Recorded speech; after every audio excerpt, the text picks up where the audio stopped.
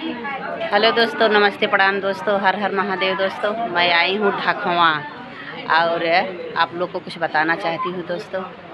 आज यहाँ तेरही हो गई है, इनके जौन है ससुर लागए वही ख़त्म हो गया है, वही हम आई है।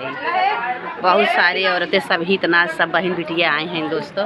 और दीदी हमारे फुलौरी लेके बैठी हैं, तय देख लीजिए। फुलौरी बारा लेके बैठी हैं, दे बदे भैया आप सब खाए ले जाए, बतावें कैसे टेस्ट बाटे बड़ा कचौड़ी के। और देखो बहुत सारे औरतें बैठी हैं। और ये देखा आइए हैं इन हमारे फ्रेंड हैं बम्बई से, और हमारा चंचल हैं, चंचल बिटिया।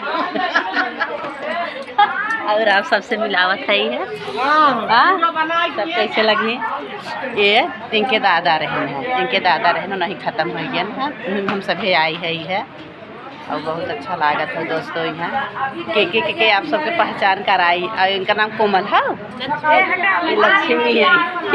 और ये इनके बहन है, इन्हें फ्रूटी इनका नाम है दोस्तों। इनका नाम फ्रूटी है। और बाकी सब है, बहुत सारे औरतें बैठी। अरे मतलब नाते नात पनाते सब आए हैं, मतलब फुआ के बिटिया सब आए हैं, बहुत सारे सब लोग आए हैं लिए। और दोस्तों लोग इधर है।